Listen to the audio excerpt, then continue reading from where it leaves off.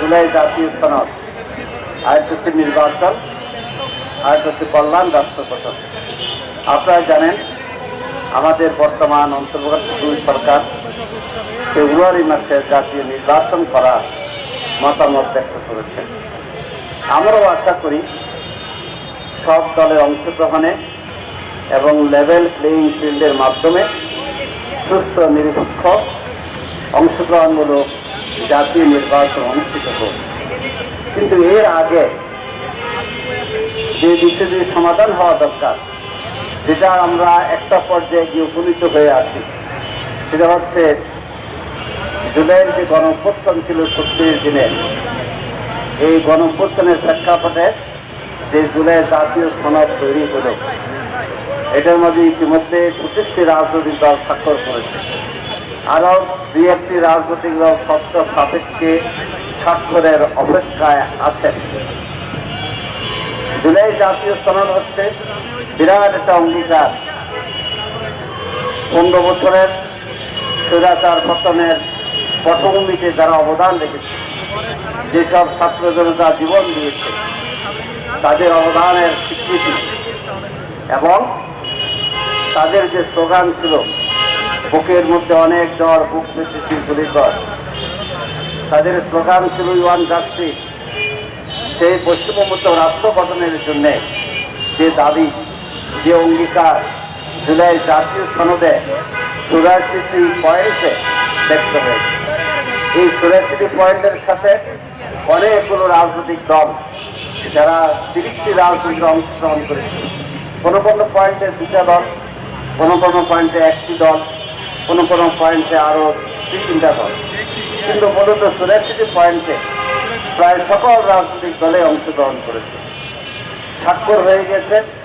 আমরা আজকে দাবি জানাতে চাই, অবিলম্বে জুলাই জাতীয় সনদ বাস্তবায়ন আদেশ জারি করতে হবে। আপনারা চান কিনা? আজকের এই জাতীয় সমাবেশ থেকে, সংহতি সমাবেশ থেকে আমরা অন্তর্বর্তী সরকারের কাছে বলতে চাই, জাতীয় ঐক্যমত্য কমিশন ইতিমধ্যে খসড়া তৈরির চেষ্টা চালিয়ে যাচ্ছে। আপনারা কাল বিলম্ব না করে অনতি বিলম্বে জুলাই জাতীয় সনদের যেটা সংবিধান আদেশ বাস্তবায়ন আদেশ বলে, এটা জারি করবেন এবং নভেম্বর মাসের মধ্যে গণভোট দিয়ে জুলাই জাতীয় সনদের আইনি ভিত্তি নিশ্চিত করতে হবে। এটা নিশ্চিত না করলে তাহলে একটা দুর্বিসন্ধির মধ্যে দেশ, জাতি এবং মানুষকে রাখা হবে। আমরা মনে করি কোনো দুর্মূল্যমানতা নয়, স্পষ্ট করুন জুলাই জাতীয় সনদের আইনি ভিত্তি, গণভোটের আয়োজন করুন। ফেব্রুয়ারিতে সকল দল মিলে, বেশিরভাগ বিরোধী সকল দল মিলে আমরা নির্বাচন করব ইনশাআল্লাহ। সংগ্রামী জনতা, জুলাই জাতীয় সনদের ভিত্তিতে নির্বাচন হবে। গণভোটের মধ্যে গণভোটের মধ্য দিয়ে আইনি ভিত্তি রচিত হবে ইনশাআল্লাহ। আমরা আরো বলতে চাই, এই ছাত্র জনতা আন্দোলন ছিল দুর্নীতিমুক্ত রাষ্ট্র গঠন। জাতীয় ঐক্য জোট দাবি করেছে কল্যাণ রাষ্ট্র। কল্যাণ রাষ্ট্র কারে বলে?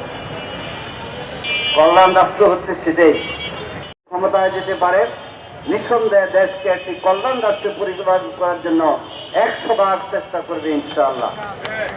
এর প্রথম স্লোগান হবে, আমরা বেশিরভাগ দাঁড়িয়েছি, বাংলাদেশ দুর্নীতি মুক্ত হবে ইনশাআল্লাহ। আমার ভাই সভাপতি বলেছেন ২০০১ থেকে ২০০৬ বাংলাদেশের মন্ত্রী পরিষদের দুইজন মন্ত্রী ছিলেন, শহীদ মাওলানা মতিউর রহমান নিজামী, আলী ইসলাম মুজাহিদ। তাদের ব্যাপারে অন্য কোনো অভিযোগ থাকলেও দুর্নীতির কোনো অভিযোগ, ১ টাকার অভিযোগ কেউ দিতে পারে নাই। আগামী দিনে বাংলাদেশের মানুষ দুর্নীতিমুক্ত নেতা চায়, দুর্নীতিমুক্ত প্রশাসন চায়, দুর্নীতিমুক্ত দল চায়, যাদেরকে ভোট দিতে চায় মানুষ। প্রিয় ভাইরা, এরপরে আসুন, সব মানুষ দরকার হবে, কারণ কল্যাণ রাষ্ট্র করতে হলে, কল্যাণ রাষ্ট্র যদি দুর্নীতি দূর করা না যায়, কল্যাণ রাষ্ট্র হবে না। আমরা এই দেশের জনগণকে, আমরা মনে করি আমরা এই দেশের গর্বিত নাগরিক। জামাত ইসলামী বা জাতীয় ঐক্য জোট আমাদের মাধ্যমে যদি আমাদের উপর সরকার গঠনের দায়িত্ব আসে, আমরা মানুষদেরকে বিবেচনা করব দেশের নাগরিক হিসাবে। আমরা ধর্ম এবং দল হিসাবে বিবেচনা করবো না। যে জিনিসটা বিগত 54 বছরে ছিল, আপনারা একটা হিসাব করে দেখবেন 54 বছরে এই দেশের অন্যান্য ধর্মাবলম্বী, সনাতন ধর্মাবলম্বী হিন্দু যারা আছে তাদের ঘর বাড়িগুলি কারা দখল করে বাড়ি বানায়। আমরা শ্বেতপত্র প্রকাশ করব। আমরা দাবি জানাতে চাই 54 সাল থেকে 54 বছরে 71 সালের পর থেকে এখন পর্যন্ত তদন্ত করুন। অন্যান্য ধর্মের মানুষের সম্পদ কারা লুটে পুটে খায়। ইনশাআল্লাহ আমরা এই শ্বেতপত্র প্রকাশ করার মধ্য দিয়ে প্রমাণ সাপেক্ষে যাদের সম্পদ তাদের কাছে ফিরিয়ে দিব ইনশাআল্লাহ। সংগ্রামী ভাই ও বন্ধুগণ,